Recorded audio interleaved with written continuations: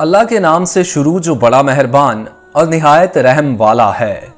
کروڑوں درود نبی کریم صلی اللہ علیہ وآلہ وسلم پر، جن پر اللہ رب العزت خود درود بھیجتا ہے۔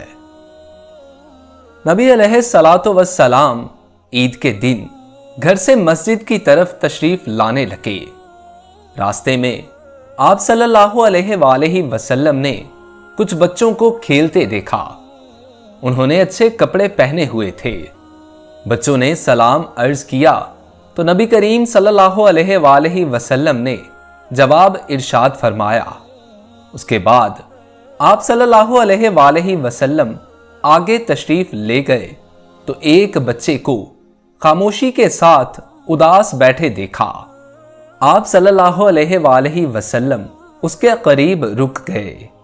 آپ صلی اللہ علیہ وآلہ وسلم نے اس بچے سے پوچھا کہ تمہیں کیا ہوا ہے کہ تم اداس اور پریشان نظر آ رہے ہو؟ اس بچے نے رو کر کہا، اے اللہ کے محبوب، میں یتیم مدینہ ہوں۔ میرے سر پر باپ کا سایہ نہیں ہے جو میرے لیے کپڑے لا دیتا اور میری امی مجھے نہلا کر کپڑے پہنا دیتی، اس لیے میں یہاں اداس بیٹھا ہوں۔ نبی علیہ الصلاۃ والسلام نے اسے ارشاد فرمایا کہ تم میرے ساتھ آؤ۔ آپ صلی اللہ علیہ وآلہ وسلم اسے لے کر واپس اپنے گھر تشریف لائے اور سیدہ عائشہ صدیقہ رضی اللہ تعالی عنہا سے فرمایا، حمیرہ؟ انہوں نے عرض کیا، لبیک یا رسول اللہ۔ آپ صلی اللہ علیہ وآلہ وسلم نے فرمایا، اس بچے کو نہلا دو۔ چنانچہ اسے نہلا دیا گیا۔ اتنے میں نبی کریم صلی اللہ علیہ وآلہ وسلم نے اپنی چادر کے 2 ٹکڑے کر دیے۔ دوستو، اگر ابھی تک آپ لوگوں نے ہمارا channel Urdu info T V subscribe نہیں کیا تو چینل کو سبسکرائب کر کے ساتھ لگے بیل آئیکن کو پریس کر لیجئے۔ نبی کریم صلی اللہ علیہ وآلہ وسلم نے اپنی چادر کے 2 ٹکڑے کر دیے۔ کپڑے کا ایک ٹکڑا اسے تہبند کی طرح باندھ دیا اور دوسرا ٹکڑا اس بچے کے بدن پر لپیٹ دیا۔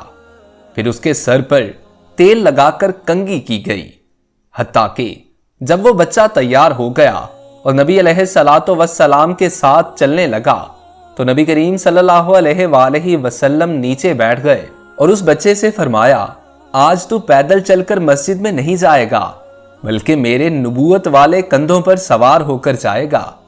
نبی کریم صلی اللہ علیہ وآلہ وسلم نے اس بچے کو کندھوں پر سوار کر لیا اور اسی حالت میں اسی گلی میں تشریف لائے جس میں بچے کھیل رہے تھے۔ جب بچوں نے یہ معاملہ دیکھا تو وہ رو رو کر کہنے لگے، کاش ہم بھی یتیم ہوتے اور آج ہمیں بھی نبی کریم صلی اللہ علیہ وآلہ وسلم کے نبوت والے کندھوں پر سوار ہونے کا شرف حاصل ہوتا۔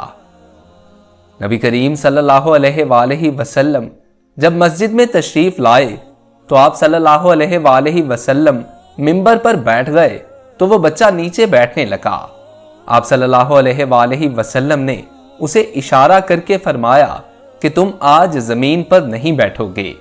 چنانچہ آپ صلی اللہ علیہ وآلہ وسلم نے اس بچے کو اپنے ساتھ منبر پر بٹھایا اور پھر اس کے سر پر ہاتھ رکھ کر ارشاد فرمایا کہ جو شخص یتیم کی کفالت کرے اور محبت و شفقت کی وجہ سے اس کے سر پر ہاتھ پھیرے گا، اس کے ہاتھ کے نیچے جتنے بال آئیں گے اللہ تعالیٰ اس کے نامہ اعمال میں اتنی نیکیاں لکھ دے گا۔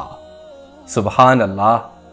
دوستو، جس قدر بھی ہو سکے یتیموں پر شفقت کیجیے، ان کے ساتھ نرمی کا معاملہ اپنائیے۔